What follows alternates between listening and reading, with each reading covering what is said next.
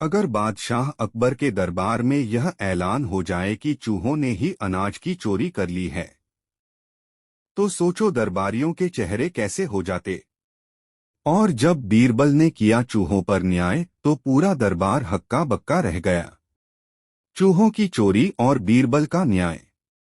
दरबार लगा हुआ था। अकबर बादशाह गुस्से से तमतमा रहे थे। अकबर हद हो गई। शाही कोठार से अनाज चोरी हो गया। और जब यह कि चौकीदार कह रहा है चोरी चूहों ने की है। पूरा दरबार हंसी से गूंज उठा। एक दरबारी बोला, हुजूर, चूहे इतने बड़े अनाज के बोरे कैसे ले जा सकते हैं? दूसरा बोला, ये तो चौकीदार की चाल है, उसने चोरी की है और इल्जाम चूहों पर लगा दिया। अकबर ने गुस्से से दहाड़ लगाई, चुप। यह मामला छोटा नहीं है। अगर सच में चूहों ने चोरी की है तो उन्हें सजा मिलनी चाहिए। और अगर चौकीदार ने चोरी की है तो उसे। फिर अकबर ने आदेश दिया, यह मामला बीरबल देखेंगे। बीरबल की जांच। बीरबल ने चौकीदार को बुलवाया। पूछा, कहो, सच सच बताओ, चोरी किसने की? चौकीदार बोला, हुजूर, मैंने अपनी आंखों से देखा, दर्जनों चूहे अनाज के बोरे कुतर कुतर कर ले गए। मैं क्या कर सकता था? दरबारियों ने मजाक उड़ाया। वाह, अब चूहे बोरे उठा ले जाते हैं, फिर तो कल ये हाथी भी चुरा लेंगे। बीरबल की चालाकी। बीरबल ने कहा, ठीक है, अगर चोरी चूहों ने की है तो चूहों को बुलाकर पूछताछ करनी होगी। पूरा दरबार हंस पड़ा। बीरबल पागल हो गया है क्या? चूहों से पूछताछ करेगा? लेकिन बीरबल गंभीर थे। उन्होंने आदेश दिया, दरबार के पीछे के बाग से जितने भी चूहे मिलें, उन्हें पकड़कर लाओ। नौकरों ने कई चूहे पकड़कर लाकर रख दिए। अजीब न्यायालय। बीरबल ने दरबार में ऐलान किया, आज यहां चूहों पर मुकदमा चलेगा। ये साबित करना होगा कि चोरी इन्होंने की है या नहीं। चूहों को सामने रखा गया। फिर बीरबल ने सैनिकों से कहा, इनके मूंछों पर तेल लगाओ। सब हैरान हो गए, ये क्या पागलपन है। सच्चाई का खुलासा। जैसे ही चूहों की मूंछों पर तेल लगाया गया, सारे चूहे भागने लगे और उनकी मूंछों पर धूल मिट्टी चिपक गई। बीरबल मुस्कुराए और बोले, जहां पनाह, देखिए ये मासूम चूहे हैं। अगर ये सच में बोरे कुतरते और ढोते तो इनकी मूंछों पर पहले से ही धूल मिट्टी लगी होती। लेकिन अभी तक साफ थीं। मतलब चोरी चूहों ने नहीं की। पूरा दरबार हैरान रह गया। अकबर ने चौकीदार की ओर देखा और दहाड़े, अब बोलो, असली चोर कौन है? चौकीदार की हार। चौकीदार डर के मारे कांपने लगा। उसने घुटनों के बल गिरकर कबूल कर लिया, हुजूर, गलती मेरी ही है। मैंने ही अनाज चुराया और चूहों पर इल्जाम लगाया। अकबर की खुशी। अकबर हंस पड़े और बोले, वाह बीरबल, तुमने तो सचमुच चूहों पर भी न्याय करके सच्चाई सामने ला दी। दरबार गूंज उठा। बीरबल की जय हो। कहानी की सीख। सच्चाई कितनी भी छुपाई जाए, दिमाग और न्याय से हमेशा उजागर हो जाती है। और सबसे बड़ी बात, दुनिया के सबसे छोटे सबूत से भी सबसे बड़े अपराध का पर्दाफाश किया जा सकता है। चौकीदार की चोरी का राज खुल चुका था। पूरा दरबार बीरबल की बुद्धि की तारीफ कर रहा था। अकबर भी मुस्कुरा रहे थे, लेकिन अचानक उनका माथा तन गया। अकबर, बीरबल, एक सवाल और है। बीरबल ने हाथ जोड़कर कहा, हुजूर, फरमाइए। अकबर, अगर सच में चूहे ही चोर होते तो तुम उन्हें क्या सजा देते? पूरा दरबार फिर हंसी से गूंज उठा। अब देखना बीरबल क्या जवाब देता है। बीरबल का गहरा सोच। बीरबल कुछ पल चुप रहे, फिर बोले, जहां पनाह, अगर सचमुच चूहे चोर होते तो मैं उन्हें वही सजा देता जो इंसानों को दी जाती है। अकबर हैरान होकर बोले, क्या? छोटे छोटे चूहों को इंसानों जैसी सजा? वो कैसे? बीरबल का तर्क। बीरबल मुस्कुराए और बोले, हुजूर, चोरी चाहे इंसान करे या जानवर, नुकसान तो इंसान का ही होता है। अगर चूहे चोरी करें तो उन्हें भी उसी तरह दंड मिलना चाहिए।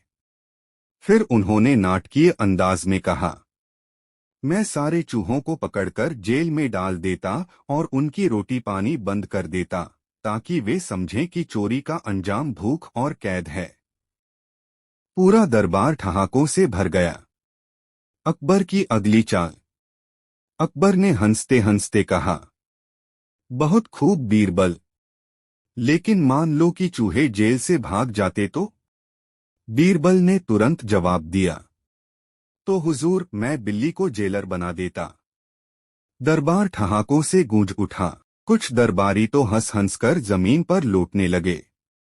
अकबर की तारीफ।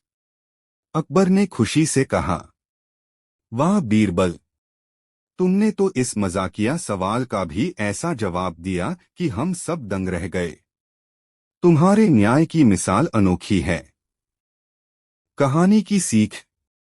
बीरबल की बुद्धि यह सिखाती है कि न्याय सिर्फ गंभीरता से नहीं, बल्कि हाजिर जवाबी और समझदारी से भी किया जा सकता है। और यह भी कि कभी कभी मजाक में छुपा तर्क ही सबसे गहरा न्याय होता है। दोस्तों, कभी आपने सोचा है कि मौत से बड़ा भी कुछ हो सकता है? अकबर ने जब यह सवाल अपने दरबार में पूछा तो पूरा दरबार सन्न रह गया।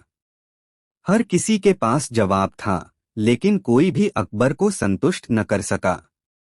और फिर बीरबल ने ऐसा उत्तर दिया जिसने न सिर्फ अकबर बल्कि पूरे दरबार की सोच बदल दी।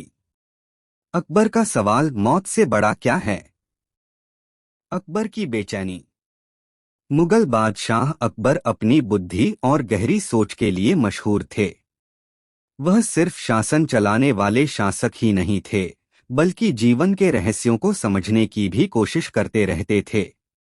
एक दिन अकबर बेहद बेचैन नजर आ रहे थे। उन्होंने अचानक अपने दरबारियों से कहा, दरबारियों, आज मेरे मन में एक सवाल कौंध रहा है। बताओ, इस दुनिया में मौत से बड़ा क्या हो सकता है? जैसे ही यह सवाल उठा, दरबार में चुप्पी छा गई। मौत, यह शब्द सुनते ही सबकी रूह कांप जाती है। जो आया है उसे एक दिन जाना है, यह सच्चाई हर कोई जानता है। लेकिन मौत से भी बड़ा कुछ? यह विचार सभी को उलझा गया। पहला दरबारी, प्रेम मौत से बड़ा। सबसे पहले एक दरबारी बोला, जहां पनाह, प्रेम मौत से बड़ा है। क्योंकि जब कोई सच्चा प्रेम करता है तो मरने के बाद भी उसकी यादें जीवित रहती हैं। देखिए, आज भी लोग सीताराम और हीर रांझा की प्रेम कहानियों को याद करते हैं। मौत उनके शरीर को ले गई, लेकिन प्रेम अमर रहा। अकबर ने सिर हिलाया, लेकिन उनकी आंखों में संतोष नहीं था। दूसरा दरबारी, नाम मौत से बड़ा। दूसरा दरबारी बोला, हुजूर, नाम मौत से बड़ा है। जब कोई महान कार्य करता है तो उसका नाम इतिहास में हमेशा जीवित रहता है। चंद्रगुप्त, अशोक, सिकंदर जैसे योद्धा मर गए, लेकिन उनका नाम अमर है। मौत शरीर को मिटा सकती है, नाम को नहीं। अकबर ने फिर मुस्कुरा दिया, लेकिन उनकी बेचैनी जस की तस थी। तीसरा दरबारी, मातृत्व मौत से बड़ा। फिर तीसरा दरबारी बोला, जहां पनाह, मौत से बड़ा मातृत्व है। एक माँ अपनी संतान के लिए मौत से भी लड़ जाती है। उसके लिए अपने बच्चे की खुशी सबसे बड़ी है। एक माँ का त्याग मौत से भी बड़ा है। दरबार में सराहना हुई, लेकिन अकबर अब भी संतुष्ट नहीं थे। अकबर की असंतुष्टि। अकबर ने दरबारियों की ओर देखा और कहा, तुम सबने अच्छे तर्क दिए, लेकिन मैं जिस उत्तर की तलाश कर रहा हूं वह इनमें से कोई नहीं है। मौत से बड़ा कुछ है, यह मैं जानता हूं। लेकिन क्या? यही मैं सुनना चाहता हूं। पूरा दरबार खामोश हो गया। अब सबकी नजरें बीरबल पर थीं। बीरबल की प्रविष्टि। बीरबल अब तक चुपचाप खड़े थे। उन्होंने हाथ जोड़कर कहा, जहां पनाह, मुझे कुछ समय दीजिए। मैं इस प्रश्न का उत्तर तुरंत नहीं दूंगा, बल्कि आपको दिखाऊंगा कि मौत से बड़ा क्या है। अकबर ने सहमति दी। बीरबल की योजना। बीरबल ने अगले दिन दरबारियों को शहर से बाहर चलने के लिए कहा। वे सब अकबर के साथ गए। रास्ते में उन्होंने एक वीरान झोपड़ी देखी। वहां एक बूढ़ी महिला बैठी थी, जिसने अपने बेटे को खो दिया था। उसकी आंखों से आंसू रुकने का नाम नहीं ले रहे थे। अकबर ने पूछा, अम्मा, तुम्हारे बेटे को मरे हुए महीनों हो गए हैं, लेकिन तुम अब भी रो रही हो? बूढ़ी महिला ने कहा, हुजूर, मौत मेरे बेटे को ले गई, लेकिन मेरा दुख मौत से भी बड़ा है। यह मेरे दिल में आज भी जिंदा है और जब तक मैं जीवित हूं रहेगा। अकबर चौंक गए। बीरबल की पहली सीख। बीरबल ने अकबर से कहा, जहां पनाह, मौत शरीर को ले जाती है, लेकिन उससे बड़ा है दर्द और यादें। मौत इंसान का अंत है। दरबार में अचानक एक हत्या का मामला पहुंचा। सबकी नजरें बीरबल पर थीं। लेकिन सवाल ये था कि असली गुनहगार कौन है असली गुनहगार? एक दिन अकबर के दरबार में 4 सैनिक एक आदमी को बांधकर लाए। उन्होंने कहा, जहां पनाह, इस आदमी ने बाजार में खुलेआम एक व्यापारी को चाकू मार दिया। गवाह भी मौजूद हैं। यह खून का इल्जाम इसके सिर पर है। सारा दरबार गुस्से से भर गया। अकबर ने गंभीर स्वर में कहा, अगर यह दोषी है तो इसे सख्त सजा मिलेगी। लेकिन तभी बीरबल ने हाथ जोड़कर कहा, जहां पनाह, सच जाने बिना सजा देना न्याय नहीं होगा। हमें असली गुनहगार का पता लगाना चाहिए। अकबर बोले, तो बीरबल, यह काम तुम्हारे जिम्मे है। तुम बताओ, असली दोषी कौन है? बीरबल की चालाकी। बीरबल ने सैनिकों और गवाहों से पूछा, तुम सबने क्या देखा? पहला गवाह बोला, मैंने देखा यह आदमी व्यापारी से झगड़ रहा था और फिर उसने चाकू घोंप दिया।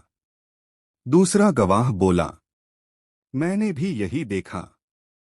सैनिक बोले, हमने इसे मौके से पकड़ लिया। बीरबल ने कैदी से पूछा, तुम्हारा क्या कहना है? कैदी कांपते हुए बोला, हुजूर, मैं झगड़ रहा था, पर मैंने व्यापारी को नहीं मारा। असली हत्यारा भीड़ में छिप गया और चाकू मेरे हाथ में छोड़ गया। सारा दरबार हंस पड़ा। किसी ने कहा, यह झूठ बोल रहा है। कौन मूर्ख चाकू छोड़कर भागेगा? लेकिन बीरबल चुपचाप सोचने लगा। असली गुनहगार का पर्दाफाश। बीरबल ने अचानक सैनिकों से कहा, ठीक है, इस चाकू को लाओ। चाकू लाया गया। बीरबल ने देखा कि उसके हैंडल पर खून तो है, मगर उंगलियों के निशान नहीं। बीरबल बोला, अगर यह आदमी हत्यारा होता तो उसके हाथों के निशान जरूर होते, परंतु यहां तो चाकू को कपड़े से पकड़ा गया है। यानी असली गुनहगार ने चालाकी से हथियार इस निर्दोष व्यक्ति के हाथ में डाल दिया। अकबर ने आश्चर्य से पूछा, तो फिर हत्यारा कौन है? बीरबल ने भीड़ की तरफ इशारा किया और बोला, असली हत्यारा यही है। वह है पहला गवाह। दरबार चौंक उठा। बीरबल का तर्क। बीरबल बोला, पहला गवाह झूठा है। वह कह रहा था कि उसने साफ देखा कि यह आदमी चाकू घोंप रहा था। लेकिन अगर वह सचमुच वहां मौजूद था तो उसे चाकू पकड़े जाने का ढंग भी दिखना चाहिए था। उसने जल्दी से झूठ गढ़ा ताकि शक न हो। असली हत्यारा वही है जिसने चाकू को कपड़े से पकड़कर मारा और फिर इस निर्दोष पर दोष मढ़ दिया। सैनिकों ने तुरंत पहले गवाह की तलाशी ली। सचमुच उसके कपड़े पर खून के धब्बे मिले। अंत अकबर ने गुस्से में आदेश दिया, इस असली गुनहगार को तुरंत कैद करो और निर्दोष व्यक्ति को छोड़ दो। फिर सम्राट ने बीरबल की ओर मुस्कुराकर देखा। बीरबल, सचमुच तुमने साबित कर दिया कि गुनहगार कितना भी चालाक क्यों न हो, न्याय की नजरों से नहीं बच सकता। बीरबल झुककर बोला, जहां पनाह असली गुनहगार को पहचानने के लिए दिमाग की आंखें खोलनी पड़ती हैं। दरबार तालियों से गूंज उठा। यही थी कहानी, कौन है असली गुनहगार।